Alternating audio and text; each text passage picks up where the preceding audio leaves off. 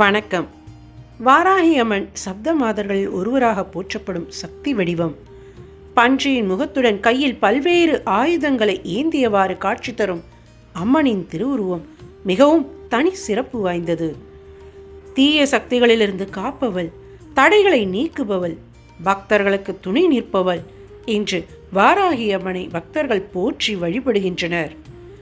ஆனால் வாராகி அம்மனை எப்படி வழிபட வேண்டும், எந்த முறையில் வழிபட்டால் என்னென்ன பலன்கள் கிடைக்கும், இந்த வழிபாட்டு முறைகளையும் அதன் சிறப்புகளையும் இந்த வீடியோவில் விரிவாக பார்க்கலாம்.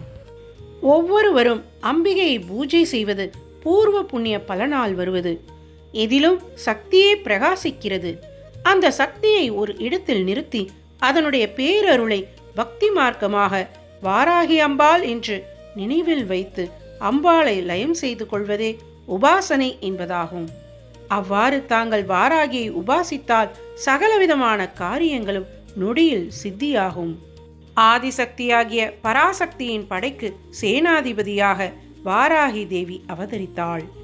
வாராகிக்கு ஏற்ற மாலை செவ்வரளி மாலை, வாராகிக்கு ஏற்ற புஷ்பம் செந்தாமரை மற்றும் வெண்தாமரை, வாராகிக்கு ஏற்ற கிழங்கு தாமரை கிழங்கு, அல்லிக்கிழங்கு, தண்ணீர் விட்டான் கிழங்கு, மாகாளி கிழங்கு மற்றும் பனங்கிழங்கு. வாராகிக்கு ஏற்ற வாசனை தளிர்கள் மரிக்கொழுந்து, கருப்பு துளசி, செந்தாழை மற்றும் மல்லி இழை. வாராகிக்கு ஏற்ற வேர்கள் வெட்டிவேர், அல்லிவேர், மல்லிவேர், சிறு நன்னாரி வேர், பெரு நன்னாரி வேர். வாராகிக்கு ஏற்ற வஸ்திரங்கள் செவ்வண்ண வஸ்திரம். வாராகிக்கு ஏற்ற நெய்வேத்திய பலகாரங்கள் கருப்பு உளுந்து வடை, பாதாம் கேசரி, முந்திரி உருண்டை, பானகம் முதலியன. வாராகியின் 4 திருக்கோலங்கள் என்னவென்றால்: 1. சிம்ம வாகனத்தில் அமர்ந்திருக்கும் வாராகி. 2. மகிஷ வாகனத்தில், அதாவது எருமை மீது அமர்ந்திருக்கும் வாராகி. 3. புலி வாகன வாராகி. 4. வெண்குதிரை வாகன வாராகி. இந்த 4 திருக்கோலங்களும் 4 விதமான பலன்களை தருவதாக சித்தர்களாலும் மந்திர சாஸ்திரங்களாலும் விரிவாக விளக்கப்பட்டுள்ளன. இப்பொழுது ஜபம் செய்வதற்கு ஏற்ற இடங்களை பார்க்கலாம்.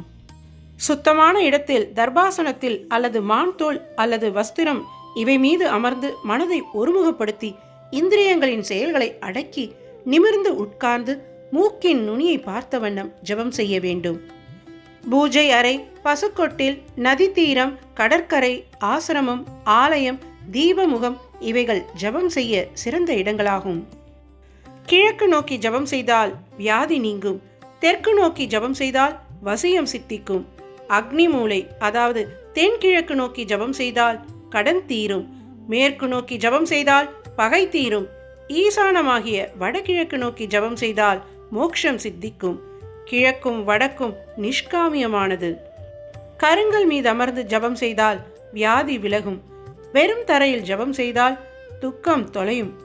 மான்தோல் மீது ஜபம் செய்தால் ஞானம் மிளிரும். புலித்தோல் மீது ஜபம் செய்தால் மோட்சம் கிட்டும். வஸ்திரம் ஆசனம் மீது ஜபம் செய்தால் வியாதி நிவர்த்தியாகும். கம்பளம் மீது ஜபம் செய்தால் சகல சௌக்கியமும் உண்டாகும். வாராகி அம்மனை மனமுருகி நம்பிக்கையுடன் வழிபட்டு வந்தால் அம்மனின் அருள் நிச்சயம் நம்மை வழிநடத்தும் என்று பக்தர்கள் நம்புகின்றனர். இந்த வீடியோவில் பார்த்த வழிபாட்டு முறைகளை பக்தியுடனும் முறையாகவும் பின்பற்றுங்கள். வாராகி அம்மனின் அருள் அனைவருக்கும் கிடைக்கட்டும்.